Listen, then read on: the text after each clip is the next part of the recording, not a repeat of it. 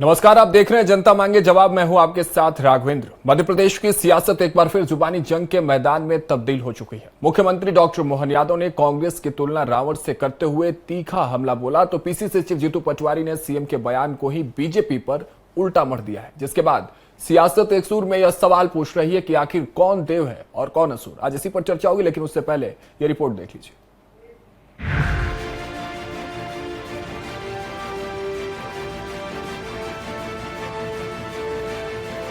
मध्य प्रदेश के मुख्यमंत्री डॉक्टर मोहन यादव ने विपक्ष पर तीखा प्रहार करते हुए कांग्रेस की तुलना रावण से की है। सीएम ने कहा कि कांग्रेस रावण की तरह भेष बदलकर आती है। ये बात उन्होंने सीता माता के अपहरण की मिसाल देते हुए कही। सीएम ने आगे कहा कि कांग्रेस संविधान की किताब तो हाथ में रखती है, लेकिन उसका सम्मान नहीं करती। दरअसल मुख्यमंत्री सेवा पखवाड़ा को लेकर जनता से जुड़ने की बात कह रहे थे, जो प्रधानमंत्री नरेंद्र मोदी के जन्मदिन 17 सितंबर से लेकर 2 अक्टूबर गांधी जयंती तक चलेगा। इस दौरान उन्होंने विपक्षी नेताओं को शहजादे बताते हुए कहा कि उनकी भाषा और विचार अब उजागर हो रहे हैं। सीएम का इशारा राहुल गांधी की तरफ था। बहुत चालाक, वो हमेशा भगवान राम के समय से माता सीता का अपहरण करने साधु के वेश में आता है। वो हमेशा उसी नाटक से आज भी बाहर नहीं आ रहा है। इसलिए आज भी वो संविधान की किताब दिखाते हुए अपने आप को इस संविधान के साथ 100 बार उन्होंने उसका संशोधन करते हुए अपना चरित्र चोर रूप में दिखाया। इसलिए आज के दौर में वो न्यायालय की बात करते, लेकिन न्यायालय की सच्चियां बातें हमेशा कांग्रेस का अतीत का इतिहास रहा। उधर सीएम के रावण वाले बयान पर कांग्रेस ने पलटवार किया है। पीसीसी चीफ जीतू पटवारी ने कहा कि संविधान की बात करने वाले राहुल गांधी हैं, जबकि भाजपा के कई नेता और यहां तक कि सरसंघ चालक तक संविधान बदलने की बात कर चुके हैं। बीजेपी ऐसी पार्टी है जो सत्ता हरण के लिए वेश बदलती है। मैं आग्रह करता हूं, ये संविधान की पुस्तक है, ये देश के आम नागरिक की ताकत है और देश इससे चलना चाहिए। राहुल गांधी जी इसकी बात करते हैं, आप भी मुख्यमंत्री बने हो, इसी की ताकत से बने हो। कृपया करके जो आपका दायित्व है वो निभाओ। रावण, संविधान और वेश बदलने जैसे आरोपों की इस सियासी लड़ाई में अब शब्दों के बाण चल पड़े हैं। राजनीतिक आरोप प्रत्यारोप के इस दौर में जनता असली मुद्दों की तलाश में है। ऐसे में यह देखना होगा कि जनता किसकी बातों को सच्चाई मानती है और किसे सियासी स्टंट समझती है। Bureau report, Swaraj express. तो सियासत के सूर, कौन देव कौन असुर, इस पर ज्यादा चर्चा के लिए हमारे साथ मौजूद हैं गुलरेज शेख बीजेपी प्रवक्ता, विनोद शर्मा कांग्रेस प्रवक्ता हमारे साथ जुड़ रहे हैं, और देवदत्त दुबे जी वरिष्ठ पत्रकार के तौर पर हमारे साथ जुड़ चुके हैं। बहुत बहुत शुक्रिया आप तीनों का इस खास चर्चा में। सबसे पहले मैं गुलरेज जी आपके पास पहुंचना चाहूंगा। कांग्रेस की तुलना रावण से, लेकिन अब इसके पीछे की कहानी भी आपको बतानी पड़ेगी जरा विस्तार से, क्योंकि कौन सा भेष बदल के कांग्रेस ने कौन से लक्ष्मण रेखा को पार कर दिया जो अब बीजेपी कांग्रेस को रावण से कंपेयर कर रही है। गुलरेज जी। देखिए, मोहन जी ने बिल्कुल सही कहा कि कांग्रेस जो है वो रावण की भांति है, क्योंकि रावण भी वेश बदल कर सीता जी को हरने आया था। और राहुल गांधी को आप देखिए तो हमेशा हाथ में एक संविधान की किताब रख के फिरते हैं, जबकि ये और इनका परिवार चाहे वो संविधान के निर्माता डॉक्टर बाबा साहेब भीमराव अंबेडकर का अपमान करना हो, उनको लोकसभा से बाहर रखने का कुत्सित प्रयास करने का काम करना हो, इमरजेंसी इंपोज करके संविधान को बिल्कुल उसके परखच्चे उड़ाने का काम करना हो, जीवन जीने के अधिकार को सुनिश्चित करती है उसका भी एब्रोगेशन करना हो, इन्होंने ही किया है। तो ये एक संविधान हाथ में रखकर अपना वेश बदलकर रावण की तरह घूम रहे हैं पूरे हिंदुस्तान में कि इनकी लॉटरी लग जाए। लेकिन जनता जो है ना, मूर्ख नहीं है। राहुल बाबा, आपके जो बहरूपियापना है उसको समझती है। और मैं तो कहता हूं कि मोहन जी ने जो कहा सच है, लेकिन मोहन जी एक उदार चरित्र के व्यक्ति हैं, तो उन्होंने रावण ही कहा। रावण में तो ये था, कम से कम वो बुद्धिमान था, पंडित था, ज्ञानी था। उससे भी कुछ हल्का होता है वो कांग्रेस पार्टी है, लेकिन मोहन जी उदार है, इसलिए उन्होंने ये सब वो कुछ नहीं कहा। मतलब आप मानते हैं कि कांग्रेस अभी, मतलब कांग्रेस में वो शक्ति है रावण वाली ना? कम से कम आप ये तो कह रहे हैं कि बुद्धिमानता की बात कर लें, तेज की बात कर लें। मैं क्या कह रहा हूं कि मोहन जी एक उदार चरित्र के व्यक्ति हैं, इसलिए उन्होंने रावण कहा। कांग्रेस तो रावण से भी नीच है, इसलिए नीच है क्योंकि रावण कम से कम पंडित था, रावण जो था वो ज्ञानी था, रावण कम से कम भक्त था, इनमें तो वो सब भी नहीं है, ये तो उसके भी विपरीत हैं। अगर रावण से भी कोई नीच है तो वो कांग्रेस है, अगर रावण से भी कोई हल्का है तो कांग्रेस है। देखिए, बयानों का दौर जारी है, एक तरफ मंचों से सुनने को मिलता है, आप तो यही लाइव नया बयान दे रहे हैं। हालांकि विनोद जी से समझ लेते हैं। विनोद जी, कांग्रेस का क्या स्टैंड होने वाला अब इस बयान के बाद? स्वराज एक्सप्रेस के दर्शकों को नमस्कार। राघवेंद्र भाई, आपको मेरा नमस्कार जी। अपने सत्ता पक्ष के जो प्रवक्ता हैं शेख जी, उनको भी नमस्कार। गुरुदत्त को भी नमस्कार। देखिए, कौन सुर कौन असुर ये तो जनता तय करेगी। बात है कि कौन भेष बदल रहा। पूरा दिन 24 घंटे में कितनी बार 10 लाख का सूट कौन बदलता है और एक सफेद टी शर्ट पहन के कौन चलता है। भगवान राम वनवासी वेश में चले थे और उस सिंपल लाइफ में जो राम ने चरित्र दिखाया, वो चरित्र तो राहुल गांधी जी रहा और रावण का चरित्र तो मोदी जी रहा है। अब समस्या ये है कि चूंकि मोहन यादव पर्ची वाला मुख्यमंत्री है, गधे का नाम शेर रख देने से वो शेर नहीं हो जाता। मोहन यादव का नाम मोहन है तो मोहन नहीं हो गया। अब पर्ची से बना मुख्यमंत्री। अब आपको आज डिबेट करानी थी, नहीं, जिस जिले का वो प्रभारी मंत्री है वहां। गुलरेज जी सुन लीजिए, एक साथ जवाब दे लीजिएगा, बात आ जाने दीजिए उनके। हाँ विनोद जी। मध्य प्रदेश का सबसे बड़ा अस्पताल है माई हॉस्पिटल। चूहों के कुतरने से वहां बच्चे मर रहे हैं। चूहों के कुतरने से बच्चे मर रहे हैं। लोग सवाल न करें कि कैसा प्रभारी मंत्री हो, डंडा लेके उसको मारने न लगे। तो वो एक नया वो लेके आया है कि मोदी जी खुश हो जाएं। अरे मोहन जी, पर्ची वाले मुख्यमंत्री हो, पर्ची में कब तक की डेट लिखी है ये नहीं पता, किस दिन उतर जाओगे ये नहीं पता। सूबों में बटी भाजपा, उधर कैलाश विजयवर्गीय, उधर नरेंद्र सिंह तोमर, ज्योतिरादित्य सिंधिया, राजेंद्र शुक्ला, प्रहलाद सिंह पटेल, गणेश सिंह, ये सारे नेताओं के अंदर एक तनातनी जो चल रही है।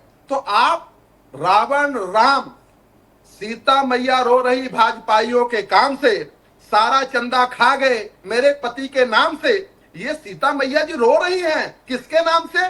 जब ये आडवाणी की रथ यात्रा निकली तो ये गाली किसको दे रहे हैं? गाली ये अपने कर्मों को दे रहे हैं, अपने कृत्यों को दे रहे हैं।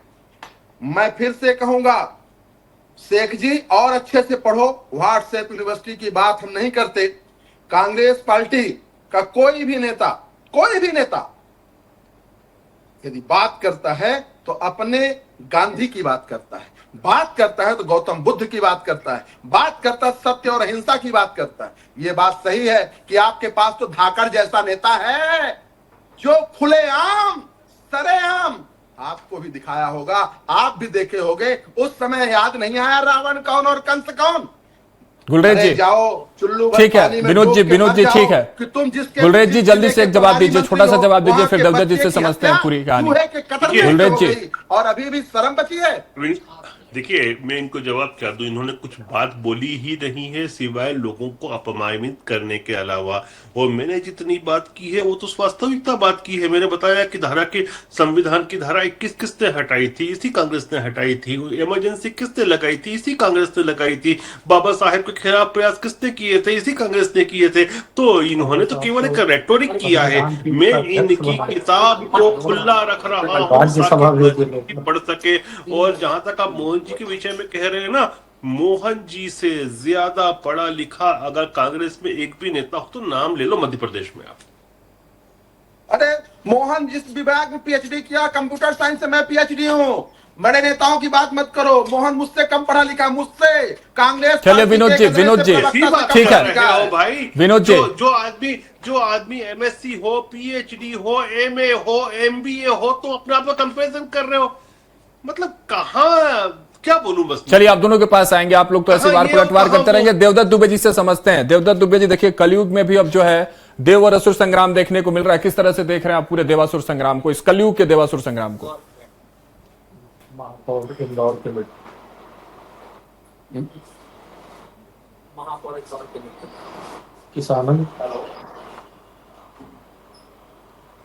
देवदत्त जी की आवाज नहीं पहुंच रही। देवदत्त जी, आपका शायद माइक्रोफोन ऑफ तो नहीं है, एक बार चेक कर लेंगे आप?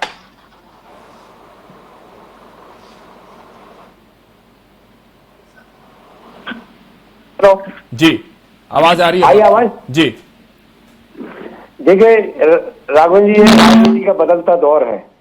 आप पहले तो मुद्दों पे बात होती थी, अब व्यक्तिगत होती है, और इतना आरोप प्रत्यारोप में भूल जाते हैं कि क्या कह रहे हैं। आपने लोकसभा चुनाव के दौरान देखा होगा कि एक गठबंधन कह रहा था कि यदि ये सरकार में आए तो लोकतंत्र को खतरा है, दूसरा कह रहे थे ये गठबंधन सरकार में आए तो संविधान को खतरा है। अब जो विदेश में जो लोग देख रहे होंगे कि सरकार दोनों गठबंधन में से किसी एक की बनेगी, तो भारत तो गया, कहीं संविधान को खतरा है, कहीं लोकतंत्र को खतरा है। तो मुद्दों पे बात होना चाहिए। अब जिस तरीके के आरोप प्रत्यारोप चल रहे हैं राम और राम, ये बहुत वाकई में ऊंचे कैरेक्टर है, इनकी तुलना नहीं हो सकती। आज तो किसी को पंडित जी यदि शनि की दशा बता देते हैं तो पंडित मंदिर मंदिर घूमता है कि शनि से परेशान, और रावण अपने पाया से बांधता था शनि को। मैं बताऊं कि राम क्या थे, कितने आदर्श जीवन उन्होंने जिया है, मर्यादा का जीवन जिया है। क्या कोई नेता ऐसा जी पा रहा है? ये बहुत विनोद जी कह रहे थे कि राहुल गांधी राम है। विनोद जी यही कह रहे थे, राहुल गांधी राम की तरह जीते हैं जीवन। जी देखिए, बहुत अलग चीजें हैं, उनसे तुलना करना मतलब भगवान का अपमान है, मैं कहूँगा। क्योंकि सब जानते हैं कि राजनीतिक क्या है, किस वेशभूषा में कैसे, इन्हों साम दाम दंड भेद। आप बताओ, यहाँ तो राम के खिलाफ एक वोट थी मंथरा की, तो वो राजा नहीं बने, वो वन को निकल गए 14। और आज तो एक वोट हो तो 50 वोट जुगाड़ करने की क्षमता होती है सरकार बनाने के लिए, सरकार गिराने के लिए। तो मैं कहता हूँ कि कहाँ राम, कहाँ आज, कहाँ रावण, कहाँ आज, ये बहुत तुलना बेईमानी है। बस ये है कि मुद्दों पे बात हो, सत्ता पक्ष विपक्ष दोनों उन मुद्दों पे बात करें, बुनियादी मुद्दों पे बात करें। बहुत मुद्दे हैं देश में, जरखरात मुद्दे हैं। यानी अगर कुल बात करें देवदत्त जी, तो एक पब्लिक स्टंट हैं। हो सकता है मुद्दों से भटकाने के लिए ऐसे बयान जो सामने देखने को मिलते हैं। जी पब्लिक स्टंट माना जाए ऐसे बयानों को? बिल्कुल, ये तो एक पब्लिसिटी और एक मतलब जब कुछ आपके पास ठोस बात नहीं होती तो कुछ भी कहो कि जिससे हम चर्चाओं में आ जाएं, हम सुर्खियों में बने रहें। क्योंकि आप इसके लिए नहीं हो, आप जनता के लिए हो, चाहे विपक्ष हो चाहे सत्ता पक्ष हो। आपको जनता के मुद्दे उठाना चाहिए, उनकी समस्याएं उठाना चाहिए, सरकार उनको हल करे, विपक्ष उनको उठाए। जनता जिन बातों से परेशान है, चाहे बेरोजगारी हो, महंगाई हो, स्वास्थ्य का समस्या, बहुत सारी समस्या है, तो ये होना चाहिए राजनीतिक दलों का चरित्र। जो आजादी के बाद से लगातार बहुत अच्छा कई बीच में नेता आए हैं, यहाँ तक कि अभी भी अटल बिहारी, मनमोहन सिंह और बहुत सारी सीरीज है जो नेताओं ने बहुत शुचिता का ध्यान रखा है बोलने में और अपने जीवन में। अब जो दौर गिर रहा है राजनीति का, ये चिंताजनक है, क्योंकि यदि नेतृत्व की साख है जो बनी रहना चाहिए। जब भी देश पे संकट आता है तो नेतृत्व आह्वान करता है और जनता देखती उसके पीछे खड़ी होती है। तो ये साख बनी रहनी चाहिए कि जब जब नेतृत्व आह्वान करे पूरा देश एकजुट रहे, चाहे वो किसी प्रकार की समस्या हो। अंतर्राष्ट्रीय आप देख ही रहे हैं, बहुत सारी समस्याएं हैं, तो साख हमेशा बनी रहनी चाहिए। वो बात करना चाहिए जो जनता की हो, जो यथार्थ के धरातल पर हो। ऐसे तो कोई भी कहता रहेगा, कुछ भी कह दो और अपने आगे बढ़ लो, उससे कुछ होना जाना नहीं है। जमीनी राजनीति यदि करना है तो जमीन के मुद्दे आपको छूना पड़ेंगे, आपको समाज के मुद्दे छूना पड़ेंगे, देश के मुद्दे छूने पड़ेंगे। व्यक्तिगत आरोप प्रत्यारोप से कुछ होना जाना नहीं है, केवल कुछ दिन के लिए है और फिर आप लगाओगे, आप भी लगाओगे। जब दोनों हमारा पक्ष विपक्ष का नेतृत्व जो सफेद शर्ट पहने, दोनों पे कीचड़ उछाल लोगे, दोनों गंदे हो जाएंगे। और विदेश यात्रा के लिए जाना पड़ा तो फिर क्या कहेंगे कि यार इतने गंदे कपड़े पहन के आ रहे हैं। ऐसा नेतृत्व है भारत में। तो मैं कहता हूँ कि कपड़े साफ रहने दो, आप मुद्दों पे बात करो। मुद्दे इतने पहने होना चाहिए कि नेतृत्व हिल जाए, चाहे वो विपक्ष का हो चाहे सत्ता पक्ष का हो। और बहुत मुद्दे हैं सबके पास। अभी तो बिहार चुनाव शुरू होने वाला है, आप देखिए किस तरह के मुद्दे हवा में आएंगे और किस तरह की बातें होंगी। ठीक, बिल्कुल विनोद जी। देखिए, बात जब देश हित की हो, राष्ट्र हित की हो, तो साफ तौर पर देवदत्त जी भी यही कह रहे हैं कि एक साथ पक्ष और विपक्ष को एक साथ आना चाहिए, वैश्विक पटल पर एक अपनी एक अलग पहचान दिखानी चाहिए। लेकिन अब मैं मुद्दे की बात पर जरा चाहता हूं, ये कौन असुर कौन देव से थोड़ा सा आगे बढ़ते हैं। हालांकि भारतीय जनता पार्टी ये भी कह रही है, मुख्यमंत्री ने उसी कार्यक्रम में एक बात और कही कि कांग्रेस को ये लग रहा है, ये भय सता रहा है कि आने वाला समय कांग्रेस के लिए चुनौतीपूर्ण है। इसको किस तरह से आप देख रहे हैं? मोहन यादव जी को पता है कि नरेंद्र मोदी बहुत जल्द जेल जाने वाले हैं, क्योंकि ये वोट चोरी का मुद्दा थमेगा नहीं। और पूरा देश जान रहा है कि किस प्रकार से वोट चोरी हुई। मैं इसमें नहीं जाना चाहता। राघवेंद्र सर, मैं बात कर रहा हूं मध्य प्रदेश में जरूरत इस समय खाद की है और खाद लोगों को मिल नहीं रही। जरूरत, जब माई हॉस्पिटल के मुद्दा देख लीजिए तो वहां पे ना वहां स्वास्थ्य मंत्री पहुंच रहा, चूंकि स्वास्थ्य मंत्री इसलिए कि हमारे रीवा का है, हमें उसका दर्द है, क्योंकि मुझे पता है कि हमारा जो स्वास्थ्य मंत्री है वो बीमार है, उसको माइनिंग, आबकारी, कुछ ऐसे विभाग चाहिए, स्वास्थ्य मंत्री दे दिए। तो ये देश और प्रदेश की बड़ी न्यूज है कि चूहों के कतरने से बच्चे, दो नौनिहाल बच्चे काल के गाल में समा गए। बड़ी न्यूज ये है। अब मैं गुरुदत्त सर को ध्यान से सुना, निश्चित तौर पे उन्होंने बहुत अच्छी बात की, बहुत अच्छी बात की कि किस प्रकार से हमारा ध्येय होना चाहिए, हमारा लक्ष्य होना चाहिए, हमें जनता के बीच में कैसे जाना चाहिए। मैं कांग्रेस पार्टी के प्रवक्ता होने के नाते कहूंगा, अभी जब ऑपरेशन सिंदूर की बात चल रही थी, भारत और पाकिस्तान का युद्ध था, तो कांग्रेस पार्टी पूरी तरह से देश के साथ था, देश की जनता के साथ थे, सेना के साथ थे। अंत में आपने भी देखा, पूरे देश ने देखा कि हमारे नरेंद्र मोदी ने नहीं, रक्षा मंत्री ने नहीं, विदेश मंत्री ने नहीं, किसी ने सीज फायर नहीं किया। अमेरिका में बैठा एक ट्रंप कह रहा है, और कितनी बार बोल चुका, मैं तो नरेंद्र और सरेंडर नहीं बोलना चाहता, पर सीज फायर कौन किया? एक विदेशी व्यक्ति करेगा। इसके लिए नरेंद्र मोदी ताकतवर है, ये नरेंद्र मोदी की ताकत है। नरेंद्र मोदी एक ऐसे व्यक्ति हैं, मैं क्या बोलूं, जो अपने आप को कहते हैं कि मैं बायोलॉजिकल। नरेंद्र मोदी एक ऐसे व्यक्ति हैं जो अपनी मरी मां को एक मुद्दा ले आए और बोले बिहार बंद। अरे उस पे तो बात मत करिए हम साहब, लोग गाली ये उस पे बात मत करिए ना विनोद जी। देखिए हम बोलेंगे वो बात मत करिए, वो उस पे देखिए, नहीं ये मंच से नहीं वो भरे मंच। का मुंडन करवाता है एक सच्चा हिंदू, विनोद जी, अभी आप देवदत्त जी के बातों से ताल्लुक रख रहे थे और अगले ही पल आपने दिखा दिया कि फिर बयानों का सिलसिला वैसे आपने शुरू कर दिया। कांग्रेस वो दरभंगा वाली बात करिए ही मत, क्योंकि वो तो सामने प्रत्यक्ष दिखा कि किस तरह से गलती कर रही है कांग्रेस। ये बात शुरू हुई है, राघवेंद्र साहब, बात शुरू हुई है, आईना दिखाना पड़ेगा, क्योंकि आपने एक डिबेट कराई, सुर कौन असुर कौन, ये जनता तय करेगी सुर और असुर कौन। हम बात करते हैं, हम आत्मसात करते हैं, हम उनके आदर्शों का पालन करते हैं, हम गांधीवादी हैं, हम ये कहते हैं कि भारतीय जनता पार्टी के एक कार्यकर्ता गुलरेज जी, दिल में ना पूरा, गुलरेज जी नहीं, कभी ना यहाँ बयानबाजी नहीं, उस तरह की बयानबाजी आ नहीं। विनोद जी, गुलरेज जी आप जवाब दीजिए। नहीं वो दरभंगा वाली बात तो मत ही करिए प्लीज विनोद सर, क्योंकि वो बड़ा ही संवेदनशील मुद्दा था और इस तरह से किसी के भी मां पर इस तरह से टिप्पणी करना, आपने माना भी कि आप ही के लोग थे, कांग्रेस ने ही माना सर, कांग्रेस ने ही। वो 50 करोड़ की गर्लफ्रेंड संवेदनशील नहीं था, क्यों? वो कांग्रेस की विधवा संवेदनशील नहीं। चलिए ठीक है गुलरेज जी, जवाब दीजिए। और सबसे बड़ी बात यह, जिस तरह से देवदत्त जी कह रहे हैं, वरिष्ठ पत्रकार है, कम से कम उनकी बात की आप मर्यादा समझिए, वो साफ तौर पर ये करें किस तरह के बयान, बिल्कुल आपकी भी इज्जत करता हूं। नहीं बिल्कुल ठीक है, बहुत बहुत शुक्रिया आपका। सुनिए जरा सा गुलरेज जी को सुन लीजिए। गुलरेज जी साफ तौर पर कहना है बयानों का दौर, इस तरह के सिलसिला जो है वो खत्म होना चाहिए, मुद्दों पर बात करिए ना, चाहे पक्ष हो चाहे विपक्ष। नहीं राघवेंद्र जी, हम भी यही चाहते हैं कि इस प्रकार के बयान नहीं हो, लेकिन जब मंच से मां बहन की गाली बकी जाती है तो फिर जो है डिस्कोर्स उसी तरफ जाता है, और हम लोगों ने कभी गाली नहीं देते इन लोगों को। हम जो बात करते हैं मर्यादा में ही बात करते हैं, तभी मर्यादा में रहकर मैंने यही कहा आपको कि मोहन जी जो हैं वो उदार चरित्र के व्यक्ति हैं, इसलिए मर्यादा में रहकर रावण कहा। मेरे जैसा व्यक्ति होता तो बहुत कुछ कहता है इनको, जो सच्चाई है और जनता भी जानती है। देखिए तो फिर मर्यादा आप कहां रख देते उस वक्त जब आप कुछ कहते? तो आप भी तो कुछ कहते हुए अपने वक्तव्य के दौरान मर्यादा रखेंगे कि आप भूल जाएंगे, बस मोहन यादव मर्यादा की बात करेंगे?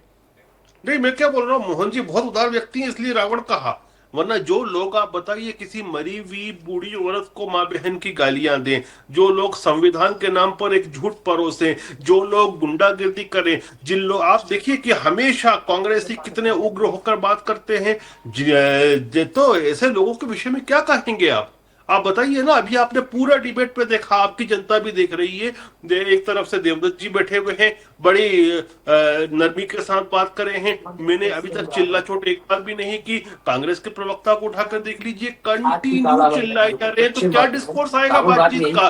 क्या हम डिबेट करेंगे, क्या संवाद करेंगे?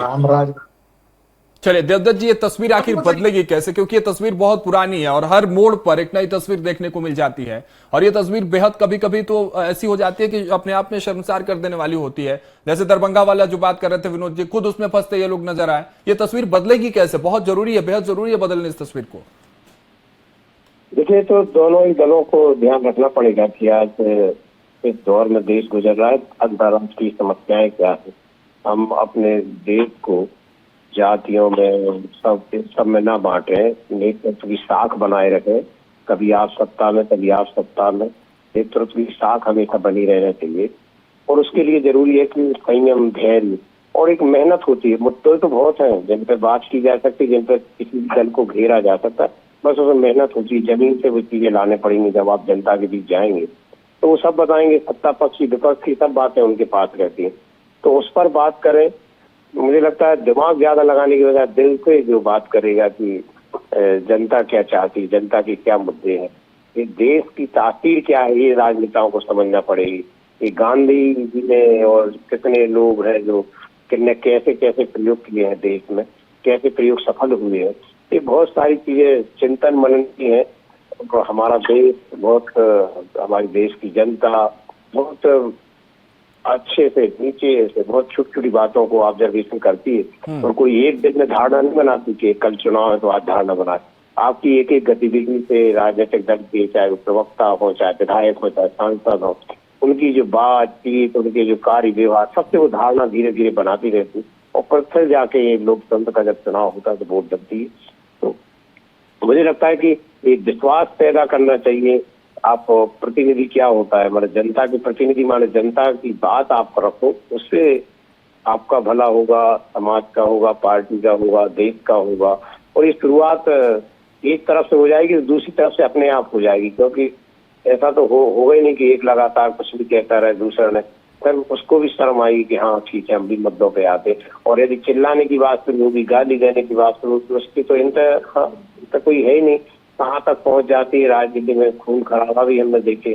तो ये सब चीजें मुझे लगता है कि हमें नहीं करना चाहिए, क्योंकि हम सब उस जनता के नुमाइंदे हैं जो हमें बड़ी आशा भरी नजरों से देख रही है, जो समाज। चलिए ठीक है, इसी बात के साथ हम इस चर्चा को यही समाप्त करते हैं। और गुलरेज जी, आपका बहुत बहुत शुक्रिया हमारे साथ जुड़ने के लिए। विनोद जी, आपका भी बहुत बहुत शुक्रिया और देवदत्त जी, आपका भी बहुत बहुत शुक्रिया हमारे साथ इस खास चर्चा में जुड़ने के लिए। फिलहाल इस चर्चा में मेरे साथ इतना ही। आप देखते रहिए स्वराज एक्सप्रेस।